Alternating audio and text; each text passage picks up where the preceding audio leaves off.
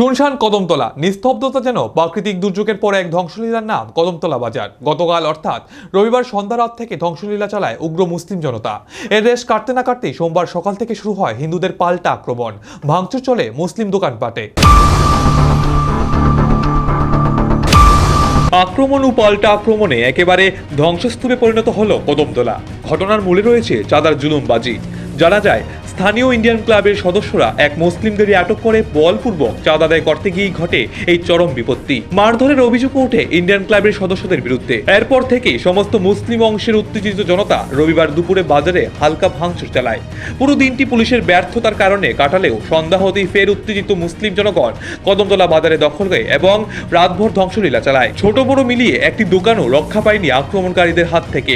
মূর্তিপাড়াতেও চলে বেশ ভাঙচুর এবং বেশ কয়েকটি মূর্তি ভাঙচুরও করা হয়। তবে জেলা পুলিশ সুপার ভানুপদ চক্রবর্তীর ভূমিকায় সবাই নিন্দা প্রকাশ করছেন।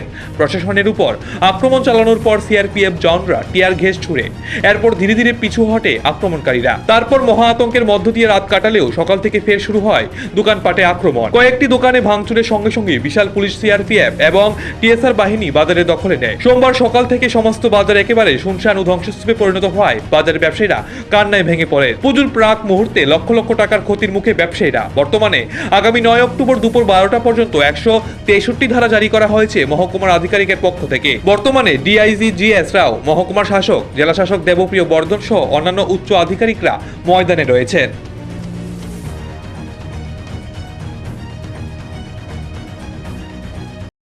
দুঃখজনক ঘটনা। আমরা প্রশাসনের তরফ থেকে 163 বিএনএ জারি করা হয়েছে।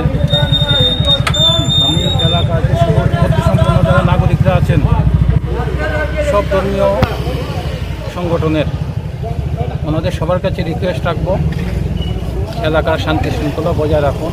আপনারা এই এলাকাতে থাকবেন, তো কালকে আপনাদের আবার দেখা হবে বাজারের মধ্যে। তা আপনারা শান্তি শৃঙ্খলা বজায় রাখুন, পুলিশকে পুলিশের মতো করে কাজ করতে দিন। একজনের মৃত্যু হয়েছে, এটা সত্য। আমরা এই ব্যাপারটাও তদন্ত করে দেখছি। পাশাপাশি আসলে সোশ্যাল মিডিয়াতে না জেনে না বুঝে অনেক কিছু গুজব ছড়ানো হচ্ছে। এই গুজবের জন্য কালকে ঘটনা যেগুলি হয়েছে, তো সবাইকে রিকোয়েস্ট করব গুজব যেন কেউ না ছড়ান। কোনো একটা বিষয় সোশ্যাল মিডিয়াতে পোস্ট করার আগে দ্বিতীয়বার চিন্তা করুন, ভেরিফাই করুন। আর যারা গুজব ছড়াচ্ছেন তাদের বিরুদ্ধে আমরা যথাযথ ব্যবস্থা নেব। Thank you.